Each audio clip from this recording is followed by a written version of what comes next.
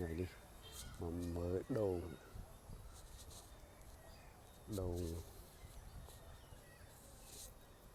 នេះគឺដូងស្លាបដកតាមពិតវាចោលហើយពេលតែឈប់ហៀបបាយសីកន្លែងព្រះអង្គចោលហើយដាក់ហាលភ្លៀងហាលក្តៅនៅក្បែរបង្គោលភ្លើងវាក៏ដុះហើយក៏យកមកដាក់ជីកដាក់អត់ចេះដាំទៀតតែឥឡូវបានផ្លែនេះរបស់ដែលចោលវាបានផ្លែយើងមើលទៅកម្ពស់នេះវាមិនខ្ពស់នេះ6ឆ្នាំ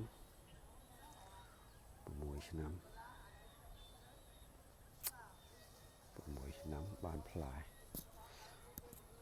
អូវិធីច្បាប់នេះគឺមានដូង5ដើម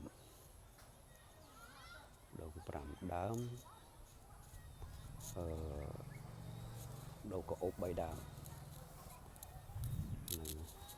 អានេះផ្លែដំបូងគេហើយអត់មាន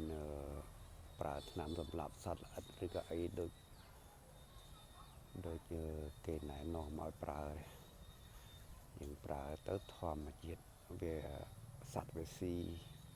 ធៀងស៊ីអីហ្នឹងស៊ីកញ្ចែស៊ីអីហ្នឹងស៊ីទៅតែក៏វានៅតែរស់អត់អីយើងមិនបាច់សម្លាប់សត្វមិនបាច់អីនេះរីកល្មមកាត់ដូងគឺយើងអាចយកមកញ៉ាំទឹកធម្មតាអាចយកមកខ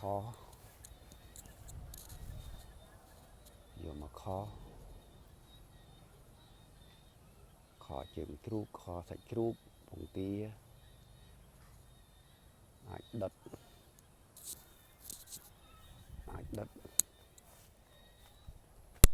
ផ្លែនេះ6ឆ្នាំដោយសារតែអ្នកដាំមិនចេះដាំអត់បានថែទាំអត់ចេះថែទាំអត់ចេះដាំជីកតាមក្បួនគេហើយថែទាំអត់បានដាក់ជីដាក់អីស្រោចទឹកស្រោចឲ្យវាតាមក្បួនគេដល់ហ្នឹងទៅវា6ឆ្នាំបានផ្លែតែបើធ្វើតាមក្បួនគេជីកដាវជីកអីតាមត្រូវទៅnó có hai chị ai sỏiទឹកស្រោចអីដាក់ជីដាក់អីវានេះទៅវាអាចប្រហែលតិចជាងហ្នឹង4ទៅ5ឆ្នាំអីបើតាមមើលនេះដាំដោយសារអត់ចេះជីកកោះយកមកដាក់ខុសដាំបានធំហើយកោះគ្នា2 3ដងនេះស្អែកបេះពីនេះអាចតែខជើងជ្រូកពងទា